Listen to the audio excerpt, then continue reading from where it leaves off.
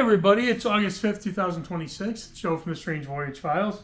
I did this whole video and the stupid thing didn't record, so did it manually. Okay, so I am ranking Diver Down.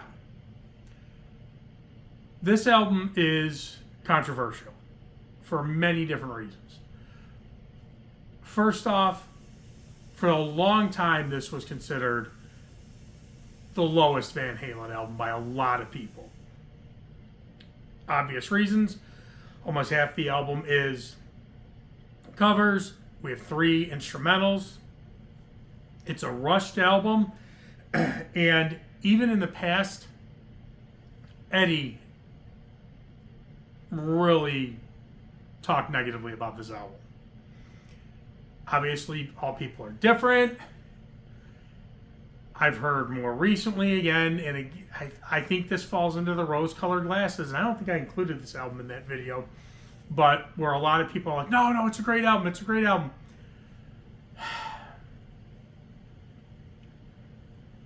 Is it though? I mean, even if you're just a Dave fan, I'm going to guess that this is probably the lowest album in the Dave library. So, we see this a lot when people pass. We lost Eddie a few years ago. We realize, well, I guess we will get another album or two from stuff that Alex is uncovering. But once we lose our heroes, you want to grab onto everything, which is totally understandable. I don't think this is a good album at all. I'll go into the details. In fact, it's funny because the only reason I have that on vinyl, which is really odd because it's not one I would buy on vinyl. Van Halen's not a band where I want to get everything on vinyl. My buddy's brother, we were in his room we were kids, years and years ago, and I was looking at this, and I don't even think I knew the album existed at the time.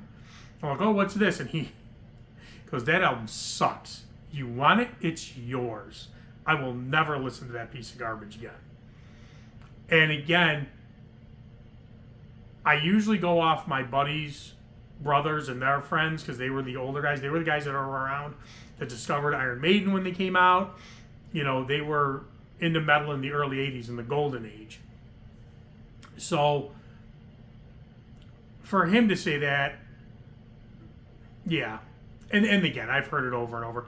Eddie had said in an interview years and years ago, and I know I'm not finding the interview, and you can go look for it if you want. I'm not going to. But it was a TV, so it might have been with MTV or something like that. And he said something along the lines of, if you make it with somebody else's songs, like if you're successful with somebody else's songs, you've only come halfway. Something along those lines. Those are one of the reasons he didn't like this album. And yes, they were doing cover songs before you go in the comments. Yes, I know. First album, they were doing cover songs. Ice Cream Man. But that was like 1 or 2, and those were like safety nets. Something if that album didn't blow up. And the album blew up on the merit of Van Halen, not on those, not on the covers. So yeah, let's take a look into Diver Down. Again, it is not a highlight for me. I'm not gonna lie. And this is funny because this album, it's this picture of Eddie kind of sums it up. His view of the album. Now I did do research, and later on in later years of life, he's a little bit nicer to this album, but for a long time, he really wasn't. But let's figure out where this album's coming from.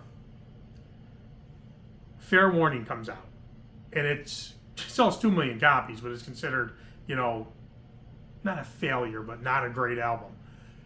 The brothers love it. They're into Black Sabbath. It's a heavy metal album. It's a heavy album. They love it. Absolutely love it. The record company, in their greed, sees, only 2 million copies. Now, Fair Warning, I think, or Diver Down, Diver Down sells like 4 million copies. Again, off the back of Pretty Woman and Dancing in the Streets, 2 big covers. Think of Girls, Girls, Girls. There's only 2, 3 good songs on that album. The rest of the album sucks. They're on tour, album tour. Eddie, I believe at this point, he's married to Valerie at this point in time. His drinking and his drug addiction is absolutely horrible. If you watch, there is a documentary that they did with Wolfgang and Valerie. I don't know if it was an updated behind the music, but it was something, I don't know the name of it. You'd easily find it. It's heartbreaking. First off, Wolf is a great guy, and he was put through hell. And he says it. And so does Valerie. And Valerie's a coke addict at this point in time, by her own admission. She's just able to hide it. She's a great actress. She can hide it. When she talks about Mackenzie Phillips, it's like the biggest difference between me and Mackenzie was I was able to hide it and function where Mackenzie couldn't. Same with Eddie. Really breaks your heart because poor Wolfie had to go through all this, with the addiction and the drinking. And I don't think he drinks at all. God bless him. I hope you don't, Wolf. Good to see you learned. Yeah, I think he's straight on the straight path. Kids, no need to drink or do drugs. But what I'm getting at is Eddie Van Halen, by all accounts, is the ultimate version of Dr. Jekyll and Mr. Hyde. When he's sober, and even sometimes when he's high, he's the nicest guy in the world. But man, when he went over that edge, went over the mountain, it was bad. It was bad. And he's pretty burnt out at this point. Now, he does move more to the synth stuff, a little bit too much for Dave, with 1984. But, another thing that's funny about Fair Warning is Dave and the brothers, in every way they're so different. Dave is like bebop and big band music and jazz and whatnot, and the brothers love Black Sabbath, Van Halen, Led Zeppelin, Deep Purple, the heavy stuff. That's why they love Fair Warning. So, all right, so we go into this album that's rushed. It's an album that the record company, A, to keep momentum going, they want an album done, and B, because they didn't see Fair Warning as a success. Best Van Halen album by far. All right, let's go through this. Where Have All the Good Times Gone? A cover song. I never liked it. Never. Number one. It's a 1. Hang 'em High. It's okay. To me, it's kind of a filler, though. Again, I can see that this album was rushed. It's a 3. Cathedral. I absolutely love. It's weird. It's ominous. That the keyboard-ish. I've always loved Cathedral. It's a 4. And here's something I have to say with a couple of these songs. If Cathedral would have been fleshed out to be a song, it would be a 5 and probably one of my favorite Van Halen songs. Secrets, again, it's a 2. Doesn't do much for me. Intruder, which again is another instrumental, but it's good. And again, another one that I think that could be fleshed out. It's a 3. If it was fleshed out to a real song, I think it would have been really good. Pretty Woman, never liked that song. Never liked it. I like the Van Halen version better, but I never liked Roy Orbison. I give this a 3, and that's not saying much because I don't like that song.